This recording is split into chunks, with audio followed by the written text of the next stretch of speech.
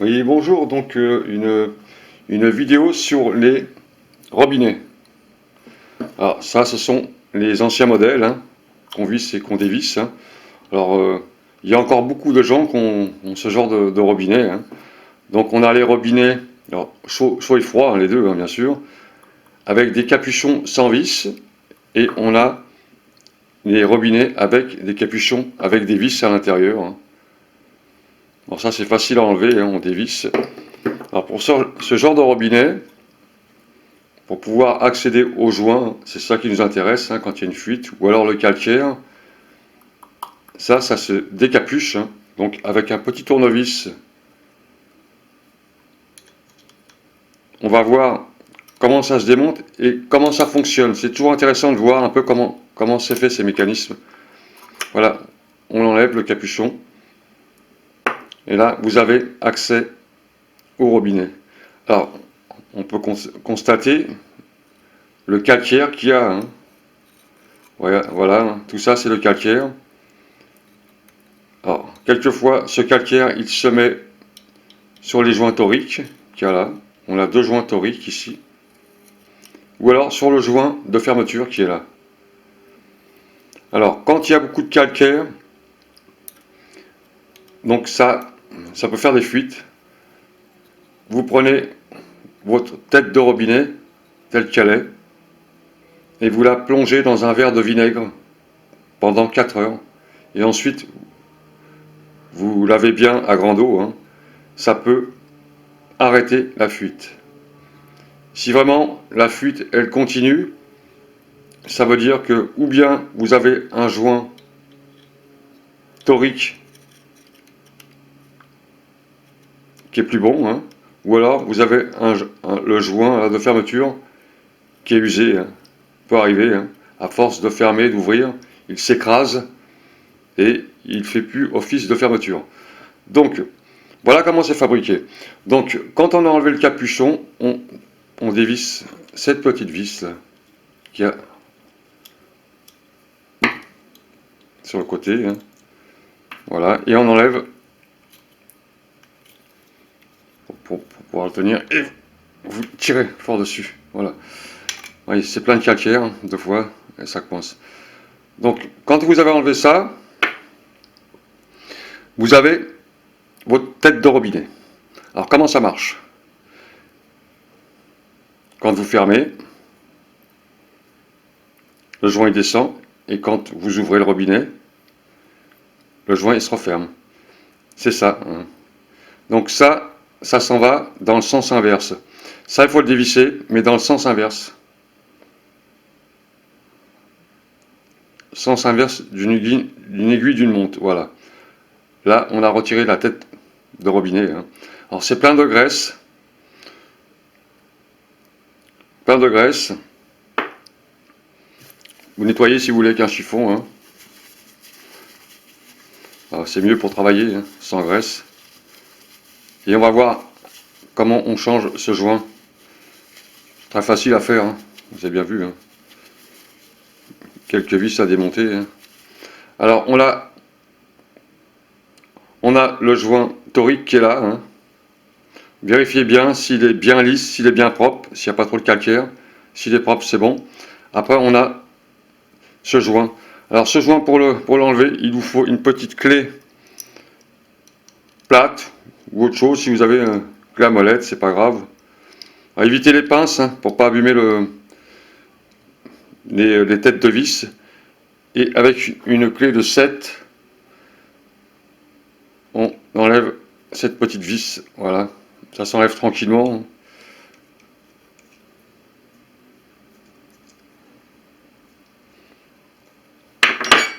Alors, je vous montre ça correctement. Hein.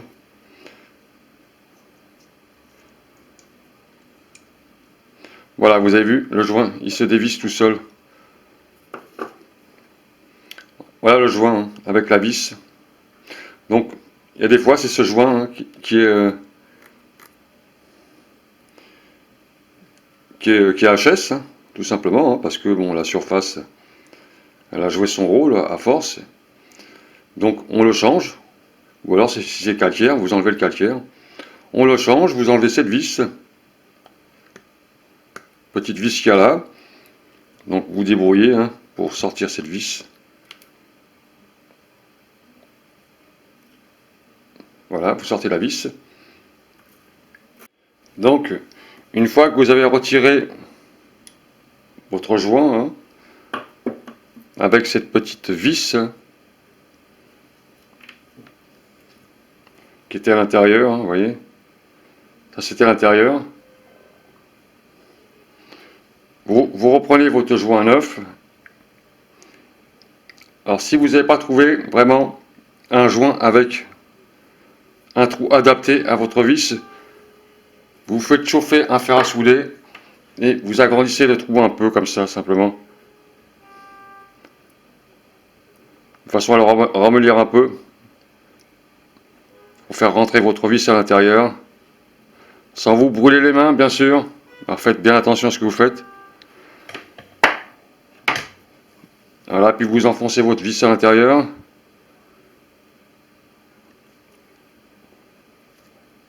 Voilà, la vis est à l'intérieur. Vous comprenez hein? Ce qui compte, c'est les surfaces là. Hein.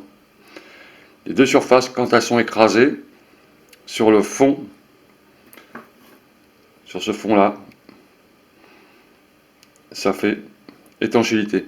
Alors, cette surface à l'intérieur, regardez bien si elle est propre, s'il n'y a pas de calcaire, de saleté, et vous la nettoyez hein, simplement en frottant légèrement, sans vraiment griffer la ferraille. Hein. Vous enlevez toutes les saloperies qui sont à l'intérieur. Et vous remettez votre vis à l'intérieur, simplement en vissant. Voilà. Et avec le serrage, ça va l'aplatir et ça va faire l'étanchéité. Donc on serre bien après cette vis. Alors faut pas que ce soit serré très très fort, hein, simplement un petit coup de clé. Hein. Voilà. Voilà. Là on a son joint neuf qui est posé à l'intérieur. Alors, le problème c'est de trouver exactement le même joint. Alors, il existe des pochettes hein, qu'on vend dans le commerce. Hein. Il y a plein de joints dedans, SPI, enfin joints toriques pardon, parce que SPI c'est les boîtes à vitesse. Joints plats pour les robinets aussi, hein. Puis des joints aussi de robinet. Alors pour ce joint de robinet, quand vous avez remplacé votre joint ici, là, il va falloir le remettre après à l'intérieur du mécanisme. Alors voilà le mécanisme qu'on a enlevé tout à l'heure. Donc on va remettre un peu de graisse à l'intérieur ici. Hein. Donc de la graisse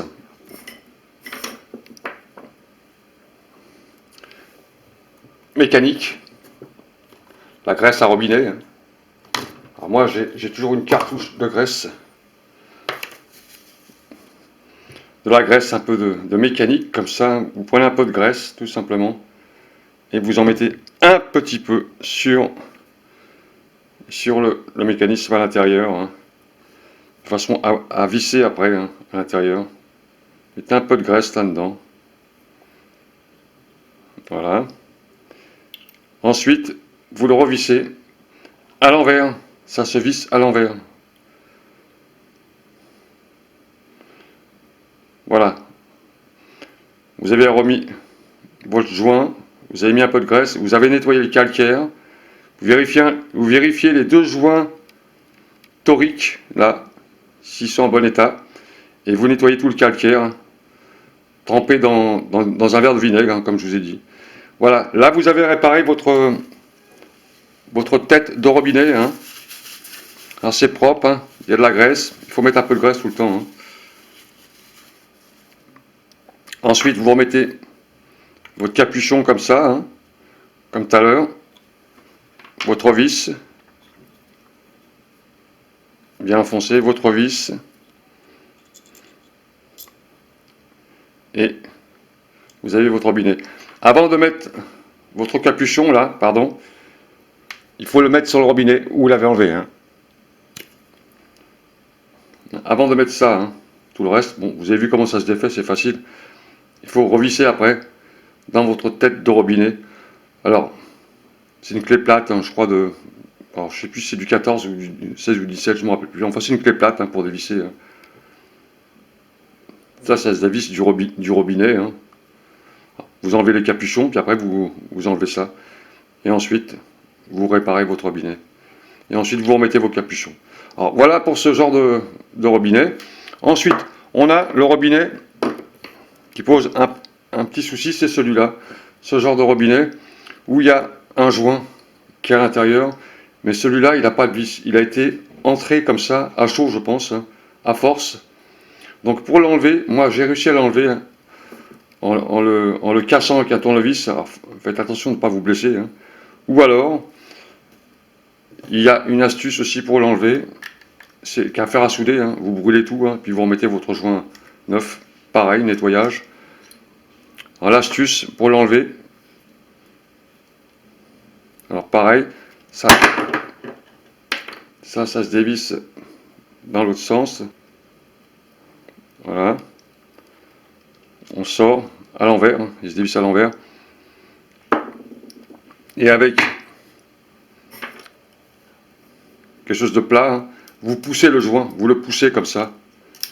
Hein. Donc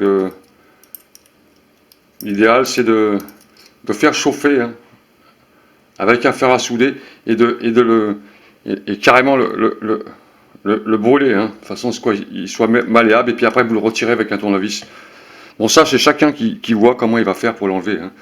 Ou alors le pousser comme ça, simplement, pour qu'il sorte. Mais c'est très très dur, hein, vous allez voir, c'est très très dur. Et puis on n'a pas d'appui, hein, il faudrait faire ça pratiquement dans un étau pour pouvoir le sortir. Mais ça s'enlève. Hein. Et ensuite vous le remplacez avec un joint neuf.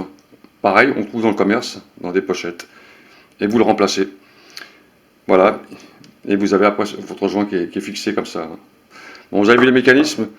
Bon, c'est pas compliqué à faire, c'est pas compliqué, hein, mais quand même, il faut quand même avoir un peu l'outillage, hein, tout simplement, un peu l'outillage, et puis le faire soigneusement propre, surtout le calcaire, bien nettoyer le calcaire. Hein.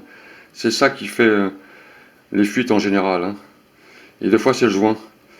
Voilà pour ce robinet, hein, très facile, hein, vous avez bien vu. Hein. C'est des trucs très faciles à faire. Hein. Tout est vissé, dévissé. Hein. Voilà, vous avez votre robinet comme ça. Et vous avez l'autre. Et l'autre comme ça. Voilà. Bon, vous avez vu le mécanisme, comment c'est fait. Donc, en général, on n'a pas besoin de changer tout le robinet. Hein. C'est le joint qu'il faut changer. Bon, ça coûte quelques euros la pochette. Mais vous avez tous les joints. Hein. Très simple. Voilà pour la vidéo de robinet. Hein. N'oubliez pas la graisse. Bah c'est tout. Hein. C'est tout pour aujourd'hui. Et moi je vous dis à tous et à toutes bonne continuation. Maintenant vous savez comment ça marche. Un robinet. Hein. Le mécanisme. Très très simple. Salut à tous.